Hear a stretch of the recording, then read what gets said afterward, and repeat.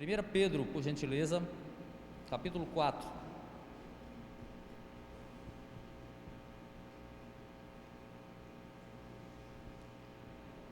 Nós vamos continuar aqui a nossa série de mensagens que já está chegando ao fim. E se a gente tivesse planejado, talvez não desse certo, mas quando Deus planeja, as coisas dão certo, né? E esse texto vocês vão perceber, quem está acompanhando a série, que é a sequência do que foi pregado no domingo passado. E já tínhamos definido que íamos ter esse culto com os voluntários da igreja, mas o texto que eu iria pregar seria outro. Mas quando eu li a sequência, eu disse, é óbvio que esse é o texto que a gente tem que pregar, e dando continuidade à sequência também da série em 1 Pedro. Então, 1 Pedro capítulo 4, versículo 7 ao versículo 11, vamos ler juntos, com reverência, amor, respeito às Escrituras. Eu vou ler na Nova Versão Internacional, acho que não vai dar para projetar aqui, né? Mas você acompanha aí na tua Bíblia. Se tiver alguma diferença na tradução, não se preocupe, a gente pode mencionar depois aqui durante o sermão, tá bom? Mas nada que mude o princípio, o conceito, tudo que nós vamos falar aqui, pequenas diferenças aí na tradução não vão alterar em absolutamente nada. Vamos ler juntos? 1 Pedro capítulo 4, versículo 7 ao versículo 11. O fim de todas as coisas está próximo, portanto, sejam criteriosos e sóbrios, dediquem-se à oração. Sobretudo, amem-se sinceramente uns aos outros, porque o amor perdoa muitíssimos pecados. Sejam mutuamente hospitaleiros, sem reclamação. Cada um exerça o dom que recebeu para servir aos outros, administrando fielmente a graça de Deus em suas múltiplas formas. Se alguém fala, faça-o como quem transmite a palavra de Deus. Se alguém serve, faça-o com a força que Deus provê, de forma que em todas as coisas Deus seja glorificado mediante Jesus Cristo, a quem sejam a glória e o poder para todo o sempre. Amém. Feche teus olhos, vamos orar. Deus, louvamos o teu nome neste lugar, Deus Todo-Poderoso, de graça, de poder e misericórdia, nós te louvamos, Senhor. Somos gratos por estarmos aqui neste dia para ouvirmos a tua palavra. Deus, nos ajuda na compreensão, Senhor. Ajuda-me, Senhor, na exposição, para que seja clara, Senhor, que seja precisa a tua palavra para os nossos corações, para o coração da igreja, para que traga um bom alimento, Senhor, para que seja combustível espiritual para seguirmos a nossa caminhada, Senhor, neste mundo tão complicado, neste mundo que jaz no maligno, Senhor. Nós te louvamos por estarmos aqui. Muito obrigado, Senhor. Nos direciona em todas as coisas, que tudo seja para a glória do teu nome. Amém.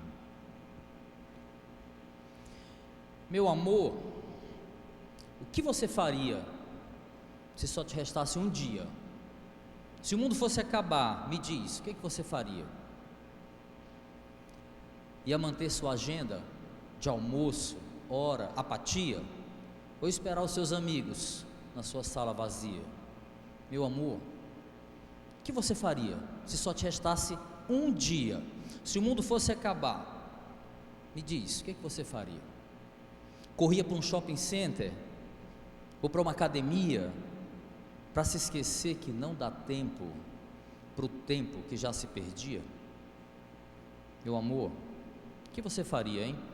Se só te restasse esse dia? Se o mundo fosse acabar, o que você faria? Andava pela rua pelado? Corria no meio da rua? Entrava de roupa no mar? Transava sem camisinha? Meu amor, o que você faria, hein? O que você faria? Corria para um shopping center ou para uma academia para se esquecer que não dá tempo para o tempo que já se perdia? Meu amor, o que você faria se só te restasse esse dia? Meus irmãos, essa é a letra de uma música, né? A letra da música do cantor Paulinho Mosca, foi tema de novela, talvez você tenha associado aí, mas ela tem muito a ver, tem muita relação com o que o apóstolo Pedro está falando aqui nesse capítulo 4, desde o início do capítulo 4, aqui da sua primeira carta. Lembra que a gente está falando de uma série de deveres que Pedro está expondo para os seus leitores, desde lá do capítulo 2, deveres fundamentais, deveres básicos na vida cristã. E nesse ponto aqui ele está falando de um dever muito importante, o de não deixar para amanhã o que a gente precisa fazer hoje.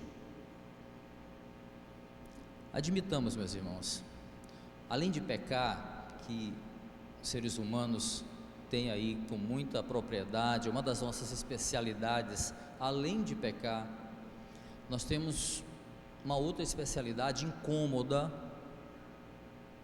que muitas vezes nós exercitamos sem a gente dar conta dela. Nós perdemos muito tempo com coisas inúteis. A gente precisa admitir isso. Olha, eu acho que eu ficaria espantado, euzinho aqui, se eu fosse medir o tanto de tempo que eu perco com inutilidades. E muito provavelmente eu ficaria até envergonhado de dizer que eu não tenho tempo para fazer tudo que eu gostaria de fazer. Eu estou falando de mim, tá, gente? Estou falando de mim.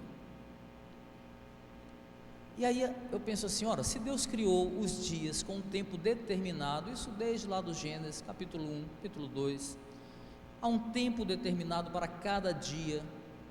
Deus criou um dia para ter 24 horas, e eu não tenho tempo para fazer as coisas que eu gostaria, não me sobra tempo. Então de duas uma aí, meus irmãos, ou Deus errou em estabelecer um tempo de 24 horas, poderia até ser 30 horas o dia, né? Seria ótimo, né? Se fosse 30 horas, 25 horas, que seja uma hora a mais. Então, ou Deus cometeu esse equívoco, os dias poderiam ser mais longos, ou então o erro está em mim, que não consigo administrar bem esse tempo. Bom, eu fico aí com a segunda opção, né? Razões óbvias. Eu olho para a minha vida e os meus inúmeros erros cometidos todo dia, e no passado e no presente. Eu imagino que não foi Deus que errou na quantidade de horas do dia, né? Mais uma vez, eu repito que eu estou falando de mim, tá? Se você se identificar, é uma coincidência talvez. No meu caso, meus irmãos, olhando aqui para as Escrituras, para esse texto, o problema não está naquilo que eu gostaria de fazer com as 24 horas do dia que eu tenho. A questão aqui se trata em compreender que se trata daquilo que eu devo fazer com o tempo que o Senhor me deu, e não com aquilo que eu gostaria de fazer nas 24 horas do dia. Escuta, se eu sou cristão, se eu tenho uma consciência disso, se eu sou parte de um corpo, eu tenho as minhas responsabilidades com esse corpo. Se eu uso o meu tempo apenas para a satisfação das minhas necessidades, dos meus propósitos pessoais, ainda existe algum ruído na minha compreensão do Evangelho. Muito bem, ao se aproximar aqui do desfecho da sua primeira carta, estamos chegando quase ao último capítulo, Pedro vai reforçar um alerta que ele já vem fazendo desde o início do capítulo 4. A mensagem do apóstolo aqui, ele é bem clara, o texto ele se autodivide, né, em 4 orientações, e aí nós vamos seguir essa lógica, tá bom? E vou dar um tema para isso, para essas 4 orientações e seus desdobramentos que o apóstolo Pedro vai fazer aqui nesse trecho do capítulo 4, de 7 a 11. Nosso tema é 4 coisas a fazer antes do fim. 4 coisas a fazer antes do fim. Vou direto ao ponto. A primeira coisa que Pedro orienta seus leitores a fazer antes do fim é Versículo 7: sejam criteriosos, sóbrios e dedicados à oração. Olha o que diz o versículo 7: o fim de todas as coisas está próximo. Portanto, sejam criteriosos e sóbrios, dediquem-se à oração. A gente pode dizer que o início desse versículo aqui é o motivo central, o motivo claro para todos os deveres que Pedro vai listar a partir daqui, inclusive esse. Então, a razão para sermos criteriosos, sóbrios, dedicados à oração e os demais deveres que ele vai citar é porque o fim está próximo. Que fim é esse? Que fim é esse? Meus irmãos, os cristãos da igreja primitiva, eles viviam uma expectativa que ela parece meio perdida no meio das igrejas de hoje.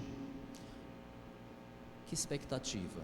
A expectativa da volta de Jesus.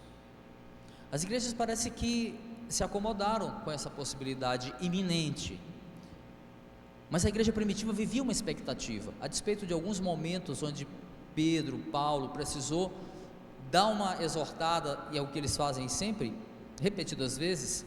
A igreja vivia essa expectativa, esse clima de volta iminente de Jesus. Só que muitos pensam na volta de Jesus somente como um momento glorioso, e é mesmo, mas esquece que esse momento será um momento de juízo também, um momento de juízo.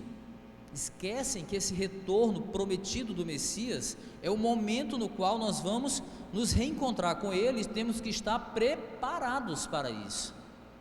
Preparados. A gente vai recordar aqui o texto de Paulo, no capítulo 3, versículo 15, de Pedro. Ele é muito específico sobre isso: estejam preparados. Olha aí, 1 Pedro 3,15, diz assim: antes santifiquem Cristo como Senhor no coração, estejam sempre preparados para responder a qualquer que lhes pedir a razão da esperança que há em vocês. Quando nós pregamos lá, estávamos falando de apologética, né? De defesa da fé, mas, meus irmãos, entende-se agora, com esse adendo que Paulo coloca aqui no capítulo 4, que nós temos que estar preparados sim para defender a nossa fé, mas precisamos estar preparados também para o momento em que nós vamos ter o encontro com Cristo, seja na volta do Senhor, seja no momento da nossa morte, seja quando nós formos morrer, se Ele não tiver voltado antes. Um cristão preparado para defender a sua fé é também um crente preparado para ter o seu encontro com Cristo. Então não basta eu estar preparado para pregar, evangelizar, mas também esse preparo me traz condições de preparo para encontrar com Jesus. Não que a gente vai ser julgado para a salvação, não, os salvos já estão salvos, isso é inegociável, mas nós teremos as obras julgadas, as nossas obras. E aí é o ponto que nós temos que discutir, que nós temos que refletir. Se nós morrermos antes da volta de Cristo, nós não estaremos mortos, estaremos salvos. Lembra da promessa lá feita para o ladrão, lá na cruz, Lucas 23, 43, também no livro de Mateus: ainda hoje estarás comigo no paraíso. Então, se morrermos antes, teremos um encontro com Cristo, ainda que não seja aquele desfecho final, quando será a ressurreição plena de corpo e espírito. Não é o caso de detalhar isso agora. Nós precisamos viver a expectativa da volta e estarmos preparados, meus irmãos, para que ninguém se acomode com a ideia de que essa volta de Cristo não é iminente. Pedro está alertando seus leitores: o fim está próximo. Não se acomodem, não se enganem, não vivam como se isso não fosse acontecer a qualquer momento. O fim está próximo, e porque o fim está próximo, ele vai dizer: sejam criteriosos, sejam sóbrios, porque o fim está próximo. Duas palavras aqui interligadas, né? Sobriedade, critério, que outras palavras quer dizer controle pessoal das próprias atitudes, domínio sobre as ações, domínio sobre as ações, principalmente as ações que apontam para o pecado, sobretudo o pecado consciente, o tropeço premeditado, proposital, muitas vezes que nós cometemos. No grego, a palavra sóbrio aqui, ela denota uma cabeça calma, equilíbrio que o crente precisa ter, sobretudo para ter critérios sobre as suas atitudes. Meus irmãos, se nós temos uma consciência, meus irmãos, a fé é razão. Se nós temos uma consciência, ela tem que estar alerta, ela tem que estar sóbria, ela tem que ser cuidadosa, ela tem que ser seletiva, ela tem que ser criteriosa. Isso deve valer para todas as coisas que nós fazemos, desde o nosso pensamento até a nossa atitude em si.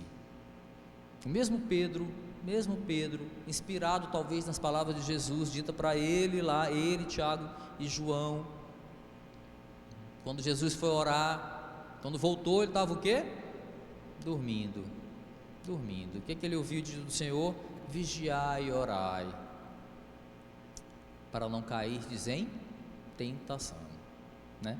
Então talvez Pedro, inspirado até mesmo nesse aprendizado do mestre, ele vai dizer lá nessa mesma carta, no capítulo seguinte, olha aí, 1 Pedro 5,8, né? Vai dizer: sejam sóbrios, olha o termo que ele vai usar, sejam sóbrios e vigiem, porque o diabo, o inimigo de vocês, anda ao derredor como leão, rugindo, procurando a quem possa devorar. Precisamos estar alertas, meus irmãos, alertas. A mente sóbria, equilibrada, seletiva, criteriosa. Por quê? Porque o fim está próximo. E aí Pedro vai fazer uma associação muito sábia aqui, dessa sobriedade com a oração. Olha o que ele vai dizer: dediquem-se à oração, né? Não é o que ele diz aí? Meus irmãos, o que mais atrapalha a nossa oração? É a preguiça? Vamos generalizar, né? Tudo que atrapalha, preguiça, falta de tempo, né? Se de repente a gente tivesse um pouquinho mais de hora, né? Quem sabe essa hora a gente não dedicava à oração. Meus irmãos, sabe o que atrapalha mais a oração? O pecado. É o pecado. O pecado, ele corrompe, ele nos enfraquece, ele nos desvia o foco de Deus para o foco ser em quem? Na carne. É isso que ele faz. E atrapalha a nossa oração. E a falta de oração, meus irmãos, isso é cartesiano, isso é básico. A falta de oração nos aproxima do velho homem, oposto do novo homem que Cristo nos transformou. Pedro vai nos lembrar bem em quem nós éramos. Quem estava aqui domingo passado ouviu 1 Pedro, aí no capítulo 4 mesmo, do versículo 3, Pedro vai lembrar bem quem nós éramos e o que nós fazíamos com o nosso tempo. Olha só, 1 Pedro 4,3: no passado vocês já gastaram tempo suficiente fazendo o que agrada aos pagãos. Naquele tempo vocês viviam em libertinagem, na sensualidade, nas bebedices, orgias e farras e na idolatria repugnante. Eu não lembro onde eu anotei e vou ler essa frase. A gente vai vendo várias fontes, eu não lembro qual foi a fonte, mas eu anotei quando eu estava estudando e eu achei sensacional, reveladora e esclarecedora sobre a oração. Diz assim, escuta: a oração é o grande corretivo de uma vida superficial, limitada da vida. Uma vida não, uma visão. A oração é um grande corretivo da visão superficial, limitada da vida. E segue: a oração nos capacita a olhar além das circunstâncias do presente e a observar o fim em vista. A oração é um remédio de visão espiritual. Quando a gente não consegue enxergar além das circunstâncias, é a oração que me faz ver além. É como um óculos espiritual que abre a minha visão. é um mergulho para perto do que Deus quer me falar. Achei sensacional. Então, quando nos faltar sobriedade, meus irmãos, quando nos faltar critérios para discernir o que é certo, o que é errado, o que fazer, o que agrada ao Senhor ou não, quando nos faltar condições de ver além da circunstância que está nos paralisando, que está nos entristecendo, é a oração que nos coloca no eixo, é a oração que nos traz o equilíbrio, é a oração que nos traz de volta para Cristo, longe de nós mesmos. Pedro é categórico em associar critério, sobriedade à oração. Segunda coisa, para fazer antes do fim, à luz aqui de 1 Pedro capítulo 4, tenham amor intenso uns pelos outros. Olha o que diz o versículo 8 aí, ó. Sobretudo, amem-se sinceramente uns aos outros, porque o amor perdoa muitíssimos pecados. Como nós vimos lá no sermão, 1 Pedro capítulo 3, versículos 7 a 12, falamos sobre o amor fraternal. O amor fraternal, meus irmãos, é um distintivo do crente, é um distintivo, um selo daquele que nasceu de novo, daquele que saiu da morte para a vida, é aquele que ama fraternalmente. 1 Pedro capítulo 3, versículo 8 fala sobre isso. Então o apóstolo está fazendo o quê? Reforçando isso, reforçando esse básico mandamento que é amar ao próximo como a nós mesmos. Mas aqui ele acrescenta um elemento novo, ele acrescenta algo interessante para reforçar esse dever cristão básico. Ele diz: porque o amor perdoa muitos pecados. Amem-se sinceramente uns aos outros, porque o amor perdoa muitíssimos pecados. Vamos entender? Nesse ponto aqui, meus irmãos, estudiosos consideram duas possibilidades. A primeira é que o amor de Deus cobre a multidão dos nossos pecados. Então, desse modo, levados de gratidão a Deus, nós devemos amar intensamente ao nosso próximo. Segunda interpretação: se nós amarmos ardentemente os nossos irmãos, nós estaremos prontos a perdoar-lhes sempre. Em outras palavras, o amor nos permite perdoar muitíssimas vezes aqueles que pecam contra nós. E essa é a visão bem mais provável aqui para esse texto, porque está se tratando de dever. O contexto são deveres do cristão. Aqui está falando que o meu amor perdoa aquele que peca contra mim. Mas é muito importante entender que não é o amor em si que tem essa força perdoadora, é o amor mediador em Cristo que nos capacita, é o amor mediador em Cristo que torna possível esse amar que perdoa aquele que nos faz mal. Foi pelo que Jesus fez na cruz, meus irmãos, foi na cruz que Ele toma sobre si os nossos pecados, em Cristo, e não na nossa capacidade, não na nossa carne, não porque a gente é muito legal, que a gente tem condição de amar aquele que nos machuca, perdoar o outro. Meus irmãos, é dever básico nosso, é básico, perdoar aqueles que pecam contra nós. Nós pecamos quando não fazemos isso, nós pecamos quando nós deixamos de cumprir esse básico mandamento, de amar ao próximo. É um dever fundamental. O que Cristo fez por nós na cruz, meus irmãos, quando nós não merecíamos, que deve ser a nossa motivação para perdoar. É quando a gente se olha, quando a gente olha no espelho e vê quantas vezes nós também pecamos contra o outro, mas quando pisa no nosso calo a coisa é bem mais complicada. Mas a gente olha para Cristo e vê o que Ele fez, tomando sobre si os pecados de quem não merecia. Nós temos condições sim de perdoar aqueles que nos fazem mal, aqueles que nos machucam, e nos dá a capacidade de olhar para nós mesmos e vermos quantas vezes nós também pecamos contra o próximo. Na oração do Pai Nosso a gente fala o que, né? Perdoa as nossas ofensas, nossas dívidas, assim como nós perdoamos os nossos ofensores, né? Nossos devedores, aqueles que nos ofendem.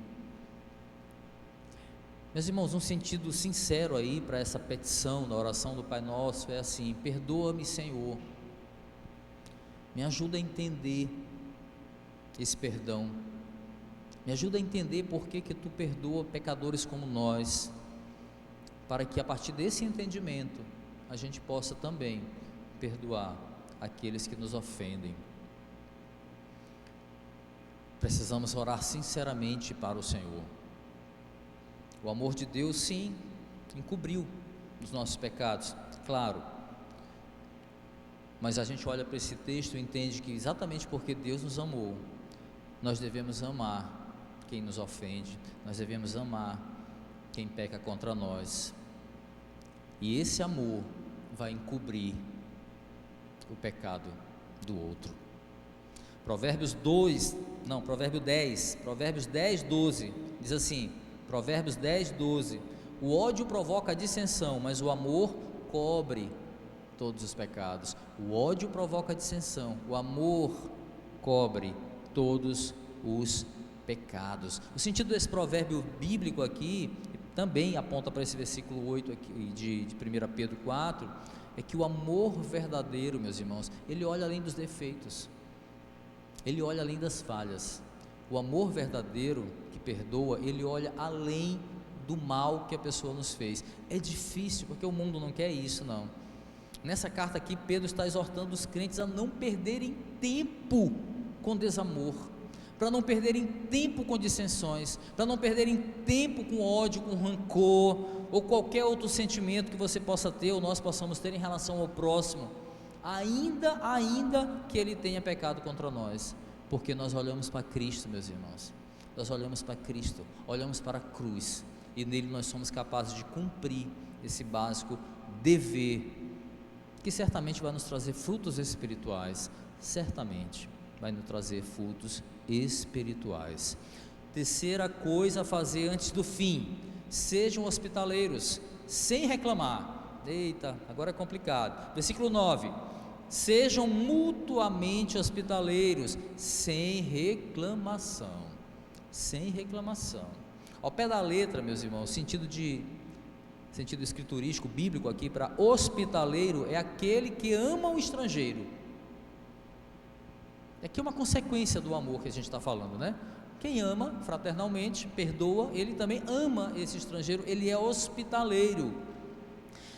Para a gente compreender melhor, eu queria ler um texto que está em Romanos capítulo 12, Romanos capítulo 12, versículo 10 ao 13, pode só ouvir, se você rapidinho chegar lá, dá para acompanhar. Para a gente compreender melhor o que Pedro está dizendo, eu quero fazer um link com esse texto. Romanos capítulo 12, versículo 10 a 13, palavras do apóstolo Paulo.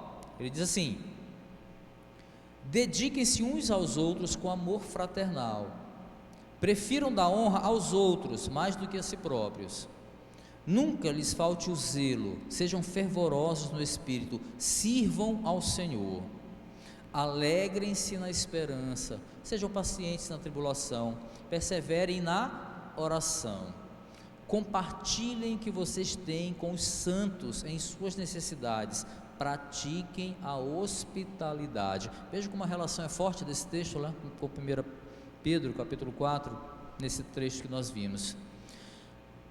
É importante a gente entender que na igreja primitiva os ministros, os apóstolos, os missionários, os emissários de cartas, enfim, obreiros, eles eram itinerantes, então eles iam de cidade em cidade ali fazendo o seu dever, cumprindo o seu dever. Logo era necessário que outros irmãos acolhessem, fossem hospitaleiros nas suas casas com essas pessoas que estavam servindo a igreja de forma itinerante.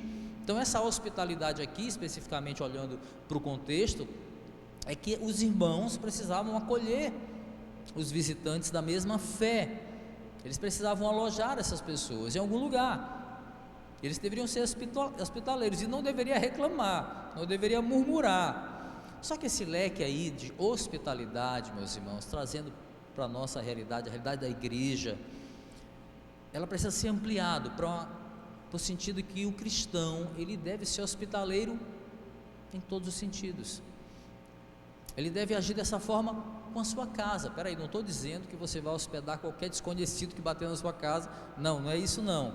Eu estou dizendo que o cristão deve ter uma postura acolhedora, sempre acolhedora. Olha, no ano passado nós passamos por uma experiência fantástica aqui na base, que nos ensinou muito, que foi acolher uma congregação inteira, a Igreja Batista Reformada, que teve um problema na sua sede, desabou o teto, eles ficaram desalojados, e nós então fomos hospitaleiros com essa igreja, e eles entraram aqui na base, e nós compartilhamos o que nós tínhamos com ele, e aqui os irmãos passaram o tempo necessário, o tempo que precisaram aqui. Por mais que eles insistissem em nos agradecer por esse gesto, eles não compreendiam que quem tinha que ser grato éramos nós, gratos a Deus pelo privilégio de servi-los. Meus irmãos, servir é um privilégio, é uma alegria. Nós tivemos motivos muito maiores do que eles para agradecer a Deus pelo privilégio de servir, de ser hospitaleiros, de ser acolhedores com eles. Que experiência maravilhosa nós tivemos, meus irmãos. Ver as placas denominacionais, né, caindo, não tem importância. Importância é a igreja ser uma só, ser um só corpo. Grande aprendizado. Dessa forma que nós devemos nos portar também na nossa vida, na nossa casa, na nossa igreja, aqui na base. É esse espírito hospitaleiro que deve nos motivar, né, para exercer essa orientação.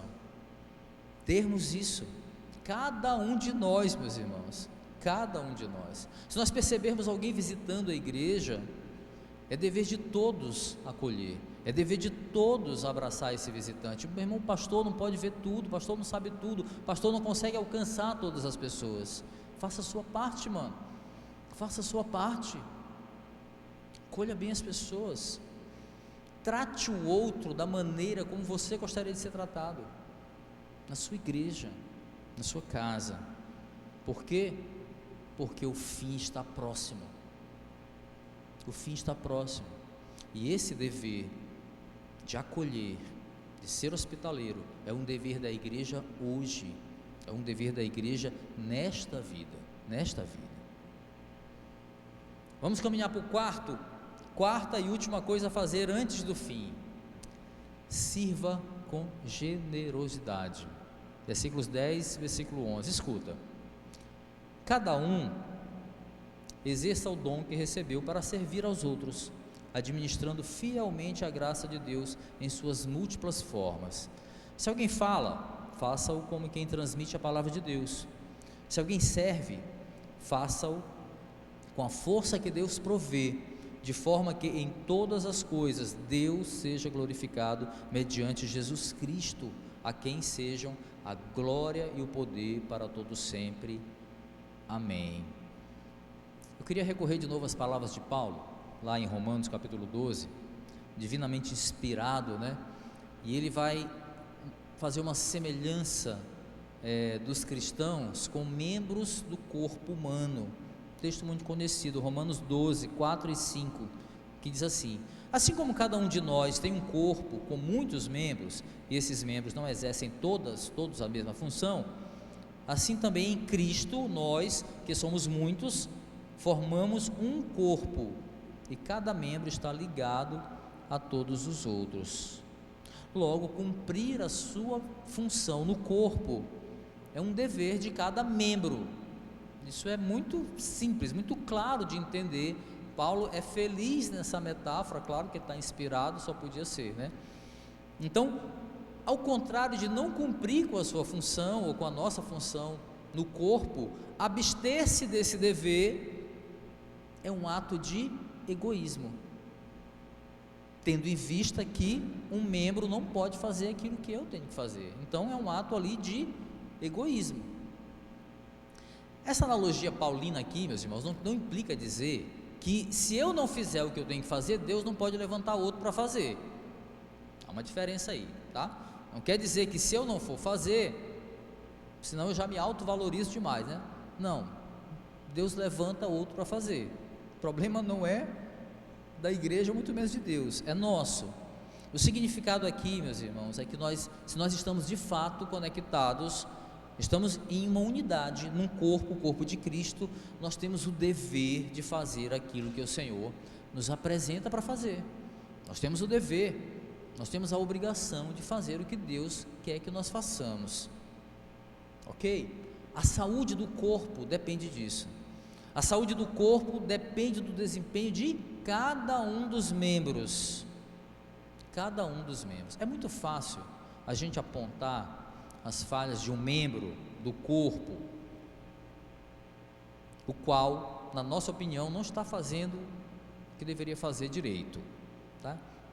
Então, não está trabalhando, aquele membro não está trabalhando do jeito que eu acho que ele deveria trabalhar, da maneira como eu acho que ele deveria trabalhar. Geralmente, meus irmãos, aqueles que apontam muito para falhas do próximo, são aqueles que têm muito tempo a perder com isso, geralmente.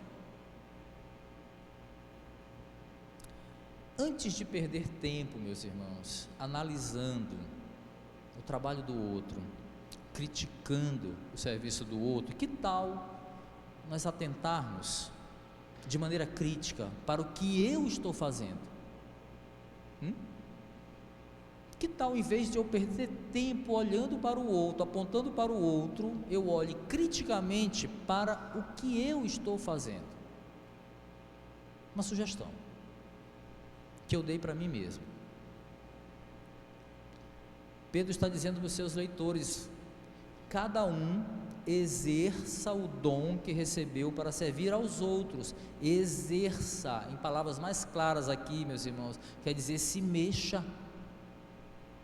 Se mexa, não fique parado, não fique envolvido somente com a sua própria vida. Lembre-se que você está num corpo e que cada membro é membro um do outro. Foi para isso que Deus nos chamou, foi para isso que Deus nos deu um dom, foi para isso. Exerça o dom que recebeu para servir a si, aos outros. Olha o que está dizendo aí o texto. Aí, claro, tem sempre aquela pessoa que diz assim, que está esperando Deus revelar, né, qual será o seu dom. Porque eu não sei qual é o meu dom e tal, tem mais de 10 anos de igreja, até hoje não fez nada, porque está esperando Deus revelar o dom. Não tem? Chegou o dia da revelação para você, meu irmão. Eis que te digo,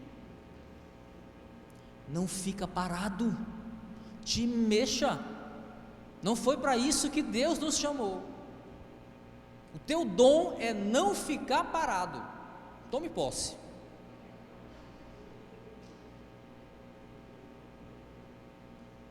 Se você estava esperando essa revelação, hoje é o dia. Teu dom é não ficar parado, porque eu nunca vi crente ter dom de ficar parado. Não conheço. Esse dom não está aqui nas Escrituras. Pode procurar lá em Efésios 4, Romanos 12, 14. Nunca, 1 Coríntios, você nunca vai encontrar esse dom de ficar parado. Meus irmãos, comece a servir, porque a seara é grande. O que é pouco? Os ceifeiros. Mateus 9, 37. A seara é grande, os ceifeiros é que são poucos. Pastor, mas eu queria servir no louvor, porque eu gosto muito de cantar. Já perguntou para Deus se é isso que Ele quer que você faça? E se não houver oportunidade no louvor? Não vai fazer nada? Vai continuar parado? Pastor, mas eu gosto de dançar, e a base não tem ministério de louvor, nem na base nem na Bíblia, mas... E agora, mas eu gosto de lançar e tal. Já pensou em usar o teu dom para ensinar crianças da comunidade? Ou da própria igreja, para aprenderem uma arte, para terem comunhão, para glorificar a Deus com esse dom em momentos apropriados. Já pensou nisso? Pastor, mas o meu talento é evangelizar e a igreja não tem um trabalho de evangelismo. Já parou para pensar que a seara é grande, mas o que são pouco? O que é pouco? Os ceifeiros. Já parou para pensar que pode ser você aquele que vai lançar essa semente? Já parou para pensar nisso? No versículo 11 aqui, Pedro vai destacar dois dons específicos, que é transmitir a palavra e servir ou administrar, conforme outras traduções aí. Nós não vamos nos ater, meus irmãos, à especificidade de cada um desses dons aqui, não há necessidade. É mais importante aqui a gente atentar para o princípio geral desta passagem, que é o seguinte, se alguém serve, faça-o com a força que Deus provê, de forma que em todas as coisas Deus seja glorificado mediante Jesus Cristo. A NVI vai usar apropriadamente o verbo servir aqui, né? Em vez de administrar, apontando para o sentido que é mais importante, que é o fato de que os nossos dons, postos em prática, não parados, postos em prática, são para glorificar a Deus. Parados, eles não glorificam a Deus. Inerte, não há fruto, não glorificamos a Deus. E aí eu chamo a atenção para a palavra prover aqui, né? O sentido da palavra aqui é de equipar, como equipar um exército, né? Municiar um exército. Então Deus provê dons, e esses dons é com abundância para a sua igreja, a fim de que seus propósitos sejam cumpridos e tudo isso seja revestido para a glória dele. É o que o texto nos diz. Meus irmãos, nós somos chamados por Cristo para vivermos a nova vida que Cristo nos chamou. Essa nova vida, nessa nova vida é inerente o servir, é inerente. Talentos não foram dados para ficarem acumulando poeira na estante, não foram para criar teia de aranha na nossa vida. Talentos não foi para isso. Serviço não falta, o que falta são ceifeiros. O que falta são ceifeiros. Eu falava no quarta base ontem para os irmãos, ou na pequena base lá em casa, da dificuldade que nós estamos tendo com a quarta base, por falta de voluntários e alguns compromissos de alguns irmãos, e também um compromisso pessoal, eu não estou conseguindo chegar no horário. Então, por falta de voluntários, talvez nós tenhamos que suspender o quarta base até que tenhamos condições de ter o nosso culto de doutrina. E aí eu até brinquei, porque se a gente anuncia isso para a igreja, todo mundo, não, gente, não, pastor, não pode acabar o quarta base, é muito importante. Nunca veio. Gente, a gente vai suspender a oração porque não tem obreiro. Não, pastor, não pode suspender a oração é muito importante para a igreja. Nunca veio para a oração de manhã. Mas é a realidade, meus irmãos. A seara é grande, mas a gente não é, sabe? Igreja não se faz só.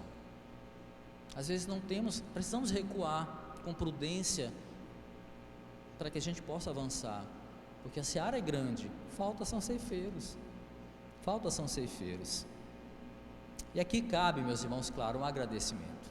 Cabe um agradecimento a todos vocês que se disponibilizam, que dedicam tempo. Olha, eu recebi muitas ligações de irmãos justificando que não poderiam vir por razões realmente importantes, mas dizendo, pastor, não vou, mas conte comigo. E eu sei quem são.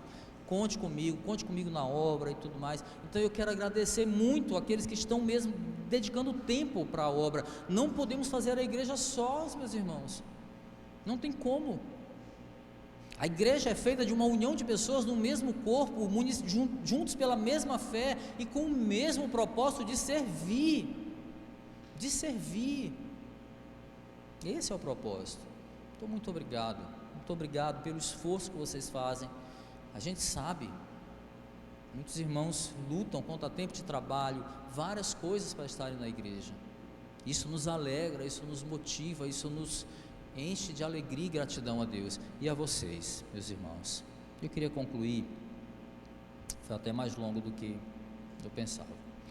Em Atos, capítulo 1, versículo 9 ao 11, nós temos ali o célebre texto da ascensão de Cristo, e ali a revelação da sua volta gloriosa, né? Desde então ali, meus irmãos, naquele momento a igreja então passa a ser motivada por essa espera, a igreja passa a servir, a esperar com expectativa, mas aquilo é uma motivação. No Novo Testamento, a volta de Jesus, ela é vista como iminente. Por isso a preocupação dos autores em o tempo inteiro estar ali, dizendo para a igreja: estejam preparados, o fim está próximo. Em que pese a impaciência às vezes de alguns, desânimo, claro, de alguns outros, equívocos de outros também. A disposição de servir, meus irmãos, escuta, a disposição para servir, não é só a disposição, mas a prática em si, porque a disposição é o resultado prático daqueles que creem de fato que Jesus vai voltar. Aquele que serve é aquele que crê que Jesus vai voltar, de fato.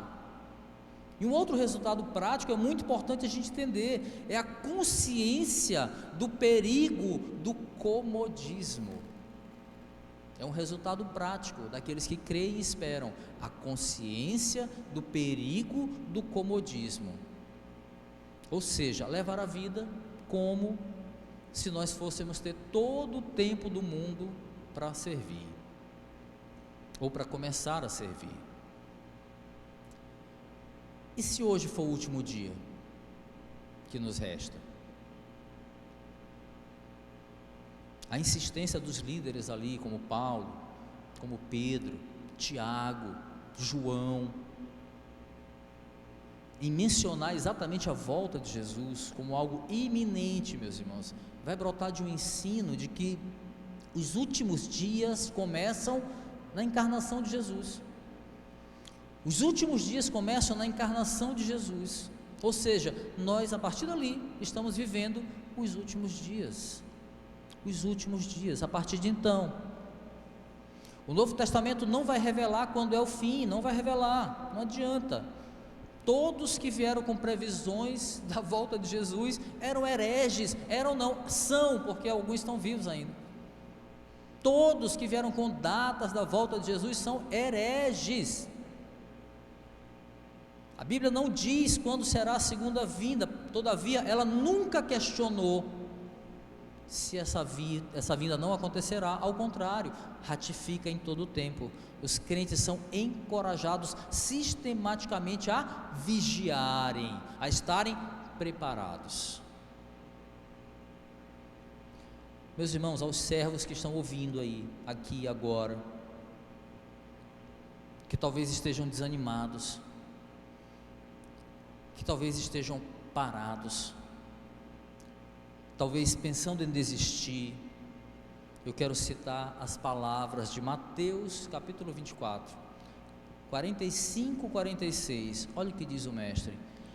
Ele diz assim, perguntando: quem é, pois, o servo fiel e sensato, a quem seu senhor encarrega dos de sua casa, para lhes dar alimento no tempo devido? Quem é esse servo fiel? Ele vai responder: feliz o servo a quem o Senhor encontrar fazendo assim quando voltar. Em outras palavras, feliz o servo que quando o Senhor voltar vai encontrar servindo e não parado, servindo. Por quê? Porque o fim está próximo. Não sabemos quando será a volta, meus irmãos, ou mesmo quanto tempo nós vamos ter antes do nosso encontro com Jesus. Pode ser a volta dele ou pode ser a nossa morte. E se o dia de hoje for o dia que nos resta? Se for hoje o dia que nos resta, a gente vai deixar para amanhã o que a gente tem que fazer hoje, que é o dia que nos resta? Tiago capítulo 4, versículo 14 diz: o que você tem com o dia do amanhã? Vocês não sabem nem o que vai acontecer. Tiago 4, 14. O que é a sua vida? Pergunta Tiago. A sua vida é como a neblina, que ora aparece e depois se dissipa. Aí eu recorro novamente aqui às palavras, a letra da música, né, de Paulinho Mosca. O que você faria se só restasse esse dia, hein? Pedro listou aqui 4 coisas para fazer antes do fim. Sejam criteriosos, sóbrios e dedicados à oração. 2, tenham amor intenso uns com os outros. 3, sejam hospitaleiros sem reclamar. 4, sirvam com generosidade. E se só tivéssemos esse dia de hoje para cumprir essas coisas, esses deveres básicos da caminhada cristã? Meus irmãos, entenda uma coisa: não se trata de fazer essas coisas no último dia que nos resta, não se trata de ter um dia último para fazer essas coisas, mas de compreender que hoje pode ser o último dia, compreender que todos os dias podem ser o último dia. Logo, nós devemos fazer essas coisas, temos os nossos deveres postos em prática, porque todos os dias podem ser o último dia, ou seja, todos os dias nós temos que servir até a volta do Senhor e não ficar parado. A seara é grande, o que falta são ceifeiros. Sirvamos, meus irmãos, sirvamos, porque o fim está muito, muito próximo. Para finalizar, a gente tem que pensar que nós estamos vivendo um tempo muito difícil, tempos de isolamento forçado, né? Mas isso me faz lembrar Paulo, lá no seu isolamento social em Roma, preso em Roma, mas servindo, estava preso, mas estava servindo, seja pregando para o carcereiro que estava preso a ele lá, né? Seja servindo para todos que, pregando para ele, para aquele carcereiro, ou pregando para qualquer pessoa que fosse visitá-lo, seja servindo com oração fervorosa. Paulo orava pela igreja na sua prisão, no seu isolamento. É claro que eu não estou falando com ninguém de vocês que tudo na quarentena, claro que nós dedicamos muito tempo para orar, tivemos tempo, com certeza, não estou falando de mim, só que não, né? Orei muito pouco, tempo não me faltou. Paulo estava isolado lá, mas estava servindo, orando, pregando e escrevendo as cartas reveladoras para a igreja, que hoje nos abençoa e hoje nos mostra a verdade de Cristo e da graça. Aleluia. Nesse tempo, meus irmãos, de pandemia que nós vivemos, não podemos nos entregar ao comodismo, não podemos nos entregar à apatia, à inércia. Foi a nós que o Senhor confiou a propagação do seu evangelho, foi a nós, foi a igreja.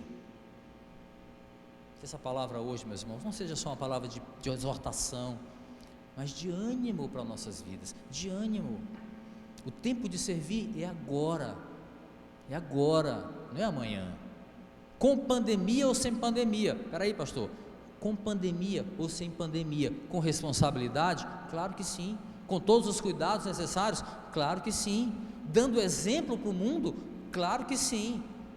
Mas jamais parados, jamais acomodados, meus irmãos, jamais. A gente precisa despertar, acordar. É nosso dever servir, sobretudo, é nosso dever glorificar o Senhor com o nosso serviço. Amém.